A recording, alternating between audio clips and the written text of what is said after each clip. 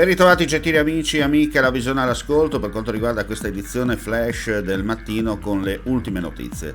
Una persona è stata soccorsa dal personale medico-infermieristico per le ferite che ha riportato a seguito di un incidente stradale accaduto a Corona, frazione di Mariano del Friuli, in provincia di Gorizia, lungo la ex strada provinciale 5, dove per causa in corso di accertamento da parte dei carabinieri sul posto per i rilievi di legge, il conducente di un'autovettura in transito ha perso il controllo e si è cappottata a bordo strada.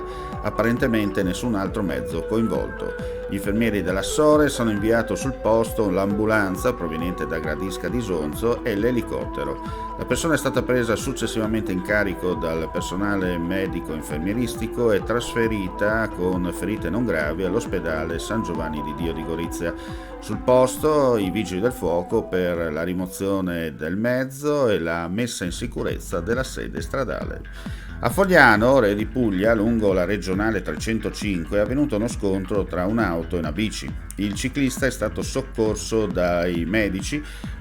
Sul posto è arrivata un'ambulanza giunta dal vicino ospedale di San Polo e dall'automedica proveniente da Gradisca di Sonzo. Il rientro in ospedale è avvenuto in codice giallo con l'ambulanza, per fortuna non ha riportato gravi ferite. Un uomo invece è stato soccorso alle prime luci dell'alba dal personale sanitario per un infortunio accaduto negli spazi di un'attività produttiva di Mereto di Tomba.